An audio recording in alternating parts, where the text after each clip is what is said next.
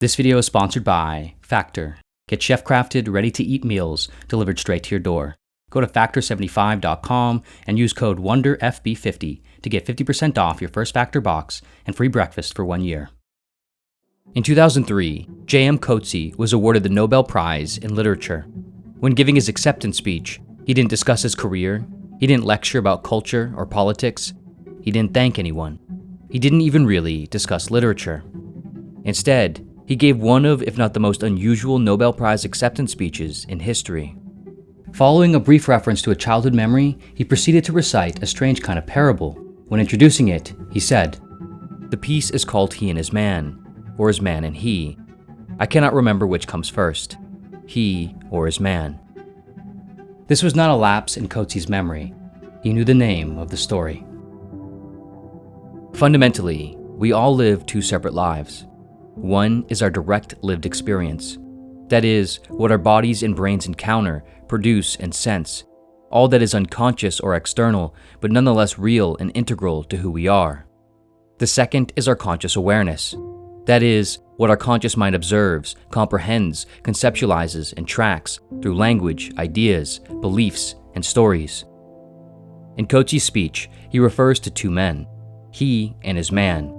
He is an old retired sailor who has moved on from adventure and sea life and now spends almost all of his time alone in his room.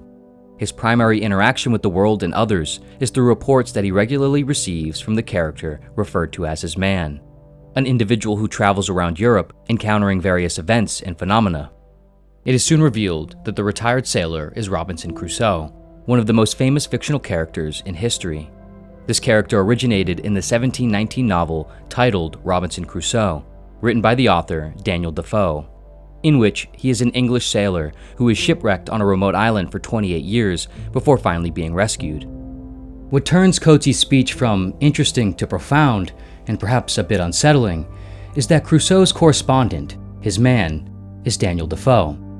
In other words, Defoe is sending messages to the character he created in the story Coetzee created. In Coetzee's story, Crusoe and Defoe have a strange and ambiguous kind of relationship. On one hand, they seem to know and depend on each other intimately. On the other hand, they appear to be quite unknown and distant to each other. Neither really know the life of the other directly. Crusoe knows of Defoe's experiences only through his reports, and Defoe seems to know of Crusoe, if at all, only as a kind of receiving entity of his reports. Coetzee says, "How are they to be figured, this man and he? As master and slave? As brothers, twin brothers? As comrades in arms? Or as enemies, foes? What name shall he give this nameless fellow with whom he shares his evenings and sometimes his nights too, who is absent only in the daytime when he, Robin, walks the quays inspecting the new arrivals and his man gallops about the kingdom making his inspections?" There are many ways one could interpret the premise to such an enigmatic story and character relationship. On a literary level, it seems to possibly be a reflection on the relationship between writer or artist and the characters or things they create. What does a writer or artist do if not report their lived experiences to a kind of entity of reception, their work, their worlds, and their characters? In this, the creator feels as though they are producing a character, story, or world, but in a way, they are sort of already there. That is, the character, story, or world already exist as a kind of nebulous entity of lived experience. They merely increasingly form into semi-tangible structures as they receive more information from the creator's conscious mind. A kind of embodiment of the creator's awareness and experience as they're assembled with words and features.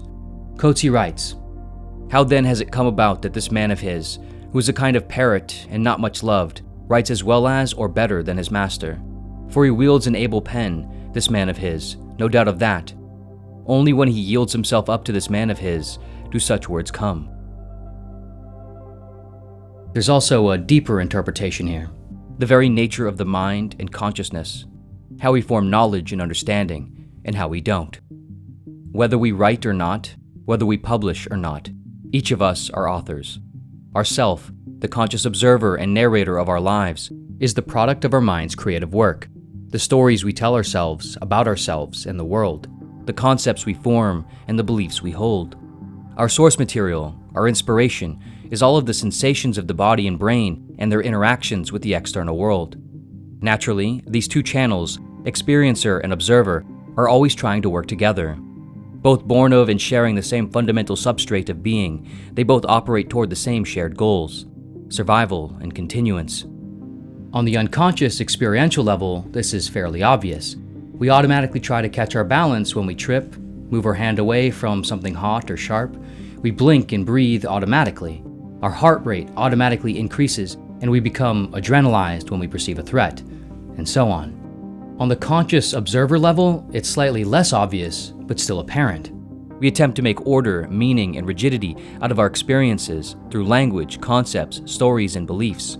Our conscious mind attempts to make sense of, tolerate, and rationalize events so that we can best endure and proceed onward. Though the miracle of human consciousness and the degree of our conceptual awareness is perhaps only second to the miracle of existence itself, it is of course deeply limited. We can only comprehend what we can perceive, and we can only perceive what the human brain has evolved to process. Moreover, words and concepts are always merely a proxy, symbols of reality and experience, never the real things. Thus, these two channels of experience don't really understand each other all that well. One is out in the world, experiencing a chaos of phenomena, while the other is alone inside its room, trying to parse the chaos into clarity. What is left is a kind of dissonance between reality and consciousness. In Coetzee's story, one of the main reports sent back to Crusoe describes what are known as duck decoy systems, elaborate traps constructed to lure wild ducks to be killed for food. Using ponds, nets, channels, and decoy ducks, the configurations are designed to look natural and safe, deceiving the ducks into moving through them until they become trapped. From the ducks' perspectives, they aren't doing anything odd or unnatural. The traps work because they look completely real and safe to the ducks. They see waterways, food, and other ducks, and they simply follow their instincts of perception. But in the end, the pond is not real, and the ducks become consumed.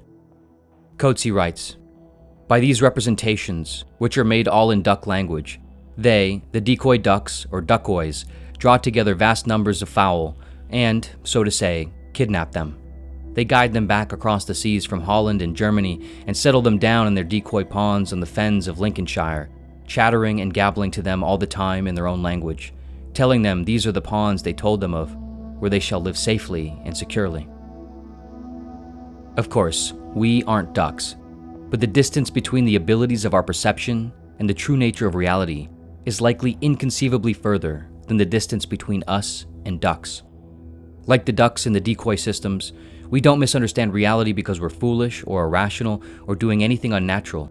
We misunderstand reality because nature deceives us. Reality, to us, is a human decoy system constructed out of human language, and yet its truth is entirely beyond human language. This interpretation maps fairly cleanly onto several philosophical theories and schools of thought. What is known as transcendental idealism, originally founded by 18th century philosopher Immanuel Kant, argues that, in simple terms, human knowledge is forever limited to the appearances of things. That is, we can never access the world that exists outside of human perception, the thing in itself, reality. What we perceive is inexorably shaped by the a priori structures of the human mind.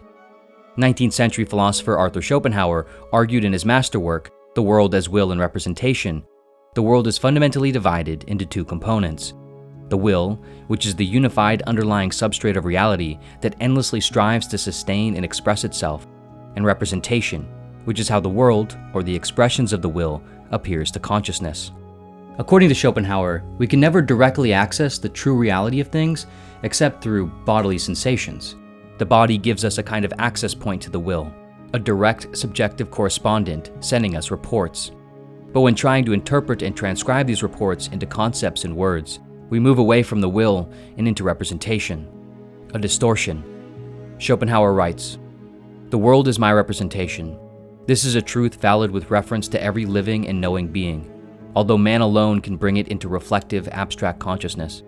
It then becomes clear and certain to him that he does not know a sun and an earth, but only an eye that sees a sun and a hand that feels an earth. That the world around him is there only as representation, in other words, only in reference to another thing, namely that which represents, and this is himself.